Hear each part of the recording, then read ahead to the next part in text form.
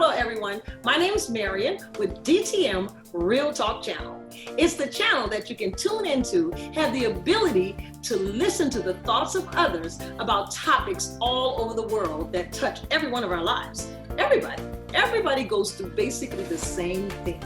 There is nothing new under the sun. So if you're going through, someone else has already been there. Maybe you can find hope. Maybe it's a pathway that can set you on the right road just by tuning in. So DTM Real Talk, just keeping it real. And if you like it, like us at the bottom, subscribe, and let us know just how we helped you. Just keeping it real. Nothing but love.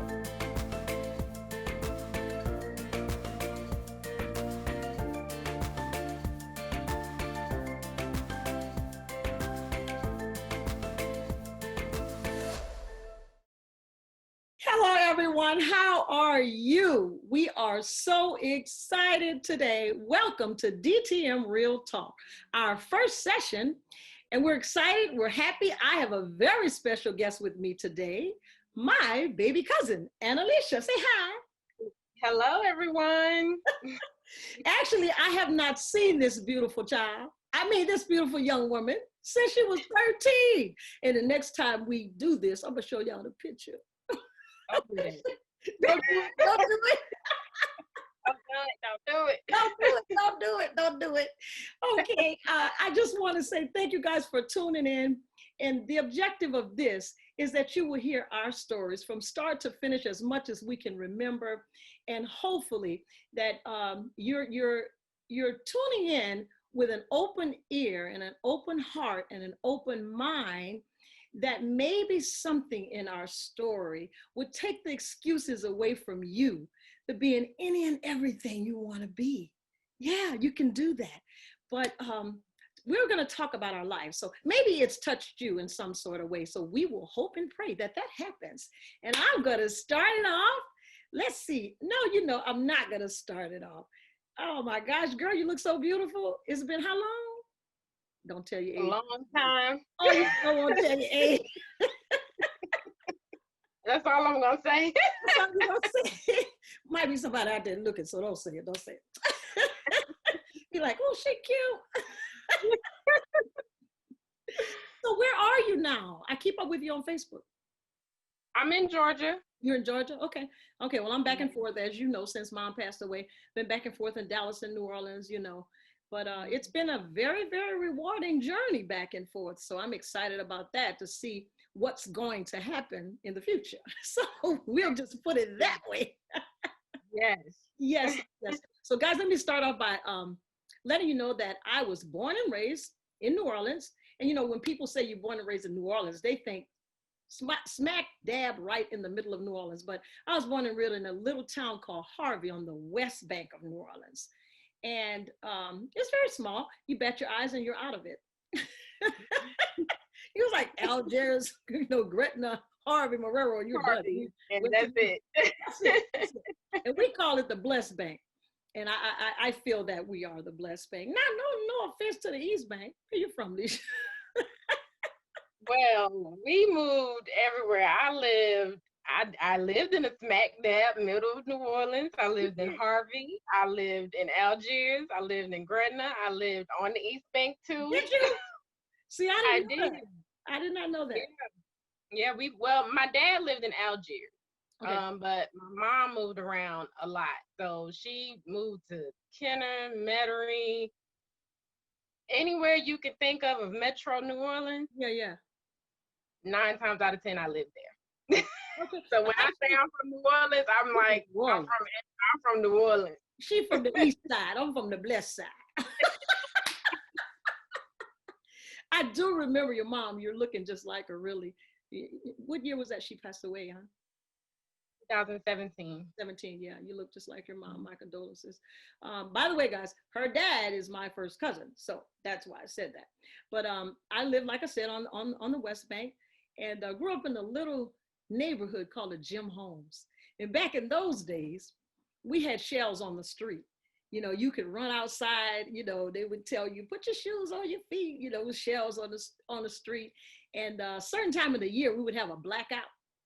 That means all the lights would go out in Harvey, and we would actually go outside and play. We would take a bath before we go outside and play and just get, I guess, dirty all over again. But the lights were out, so we just played. That's just the way it was. It was the kind of neighborhood that you could knock on the door and get an egg or get a cup of sugar. And the neighbor can knock on your door and say, can I borrow 2 pieces of bread? No, it ain't gonna give it back. But that was the line, you know. You borrowed 2 pieces of bread, or can I have a half a cup of oil? But it was just that way. It was just that way when I came up. And I went to a little school called Elm Grove, which was about, I guess, a mile from where I lived. And the home that my mom, that I was raised in, actually 57 years old, that home.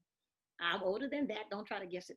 But anyway, we were in that house for 57 years. In the little school called Elm Grove, Leisha. I think it went to the 6th grade at the time. But here's the funny part. My mom was an educator. She was a chef, an educator. She stood about 4'11". She'd be baking them cakes. And by the time she finished baking those cakes, my brother and I had to go door to door selling them. You asked me where that entrepreneur spirit from, right? That leadership, that entrepreneurship from my mother. Right there. Yeah, we would have to, she would make pecan pies and we would sell them. And she would just do all kinds of stuff. So she was an educator. She was a chef. My dad, on the other hand, was a protector and the greatest provider ever. I used to say he was jack of all trades and master of nothing. See, but he was master of quite a few things because he was a prize fighter. Did you know that? No, I didn't know that. Yeah, I did not know that. Daddy was a prize fighter. He would put his gloves on, and he would tell us, you know, he wouldn't tell us anything. If you did something wrong, he put those gloves on you and on him, and he'd be. I had to tell the story about my brother. I'm not gonna tell it because he'd probably be mad with me because I told him. But my daddy put the gloves on. I ain't gonna tell it. I'll let him tell it whenever he come on the show. But anyway, Daddy was a prize fighter. And he taught us that if you lost the fight, I was gonna whip your behind. And he didn't say behind. Okay. Mm-hmm. So we didn't, at least I didn't want to lose a fight because I didn't want to catch a whooping from my dad, right?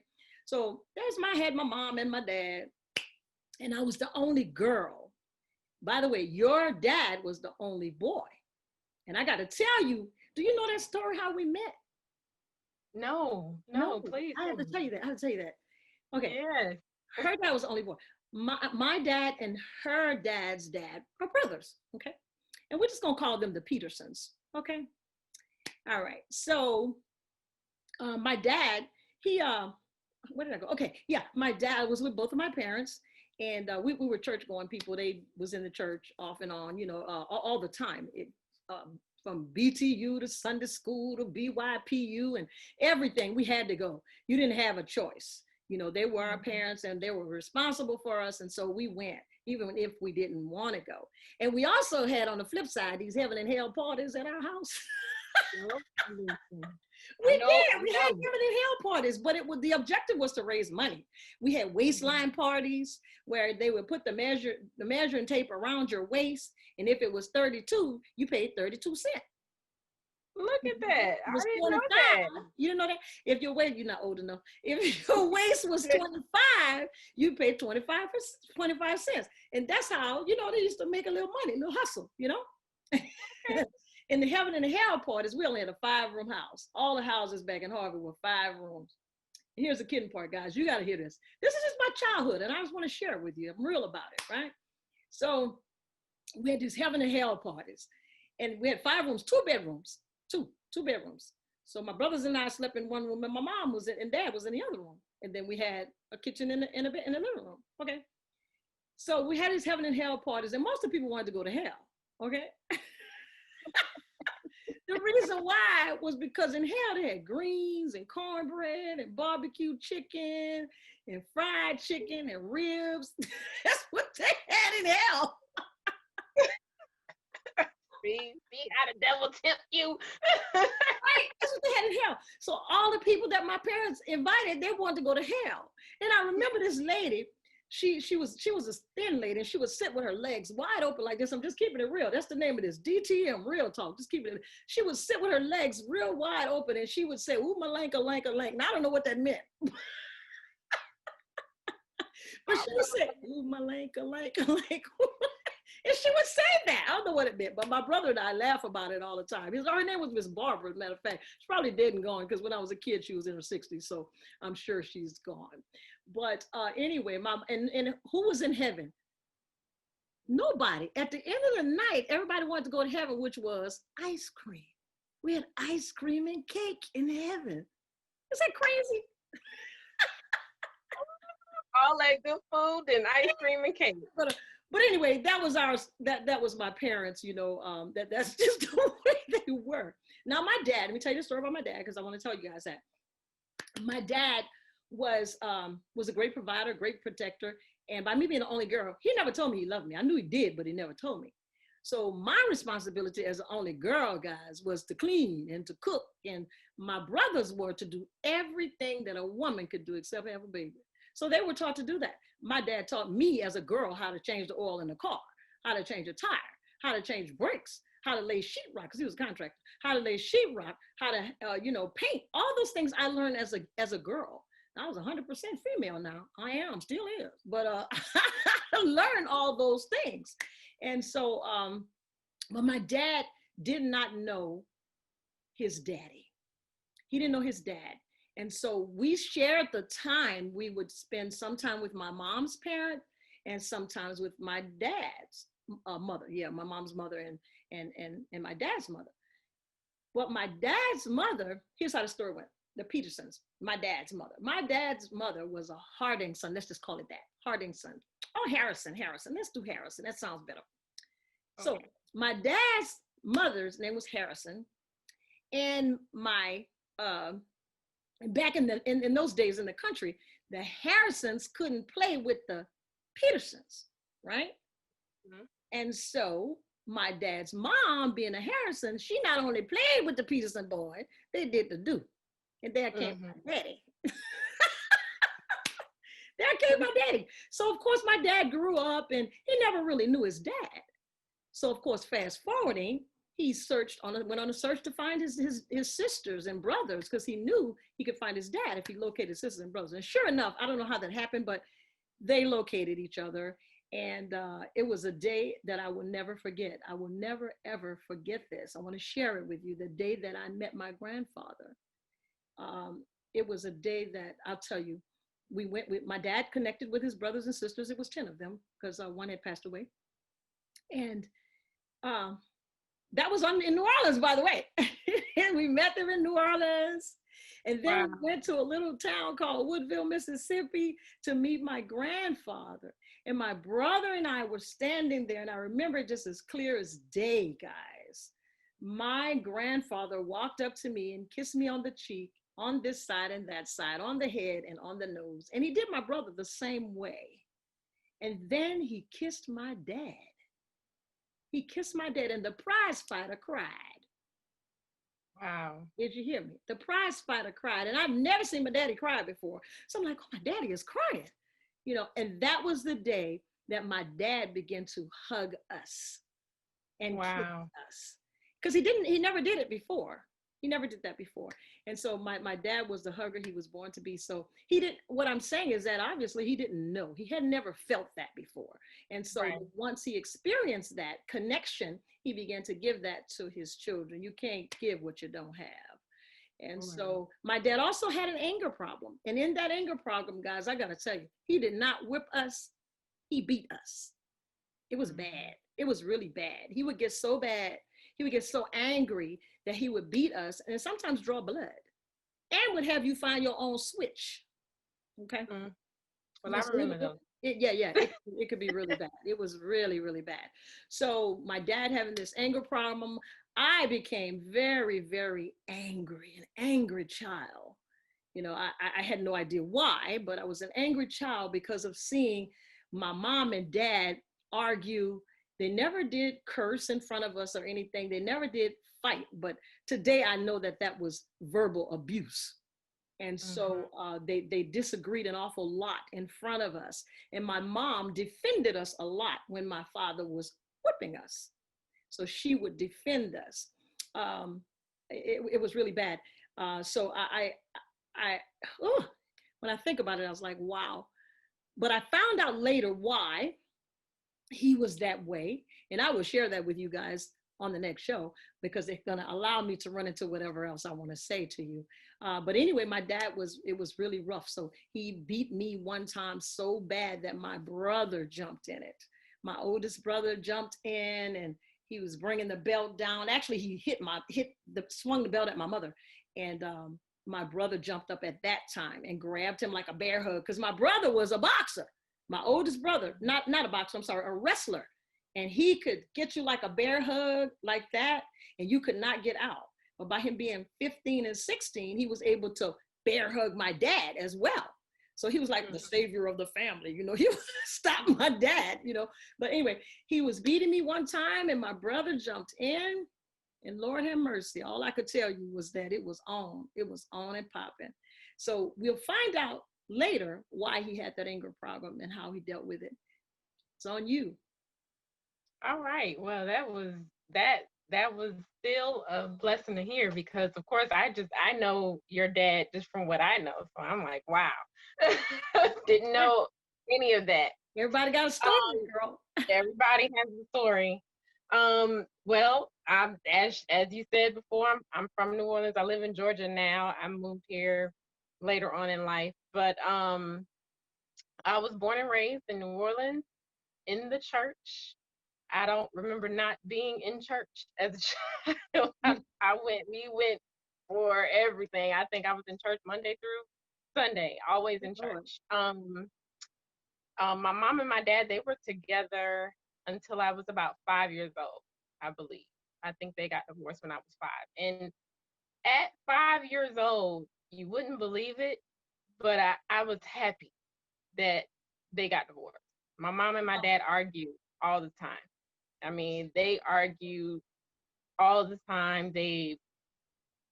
Every single day, to the point where it was like, okay, finally, it's no arguing. It's over.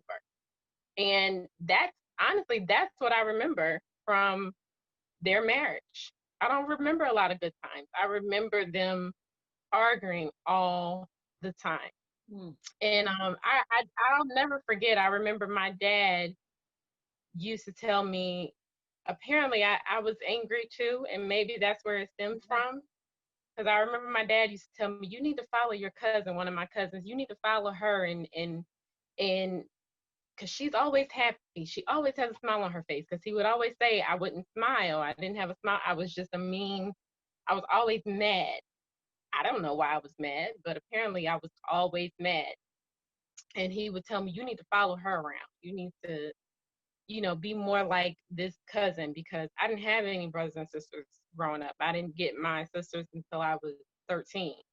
My mom didn't have my sisters until I was 13. So from a baby until 13, it was just me. Right. So I would hang out a lot with my older cousin. And it was one particular cousin, he wanted me to just follow her because he felt like I was always angry. And but I don't think my parents realized why I was always, they didn't realize why I was off. They didn't know. I didn't know. They didn't know. I was just an angry child for some reason. And a lot of times when I tell people that, they don't believe me because of who I am now. Of course. And they're like, you're so sweet. I just can't see they you don't being know you. You're not sweet.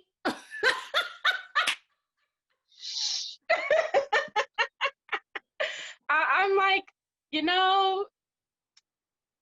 had to have known me years ago, but maybe it's good that you didn't. It's good you know me now. The thing about it, cousin, a lot of times people don't know. Most times people don't know what you're going through. And parents, they don't recognize the damage that they're causing by the reaction between each other. They don't know that. And exactly. So I always tell people, experience is not the best teacher. Get it? It's not. It's the hardest teacher. It's the most difficult teacher because the test comes first and the lesson is last. That's horrible. So I tell people all the time, as parents, I've been somewhere that you haven't. I've seen the damage that it can do. So let me help you with your children. Let me help you how to curtail that, because I've been there. Do I have to put my hands in the fire to realize it's going to burn? No, I'm going to take your advice. Feel me? Yeah, I completely agree. I completely agree. But I lived in I tell people that I didn't live in a two-parent household, but I had both of my parents. Wow. Yeah. I'm one of those girls. I'm a daddy's girl, 100. I'm his only daughter. Oh yeah. Okay, my dad was in my life. I'm not looking for somebody to come save me to be my daddy. I got a daddy. Yeah. Yeah. Okay. So, and I love my daddy. But I had both my parents. I had my mother and I had my dad.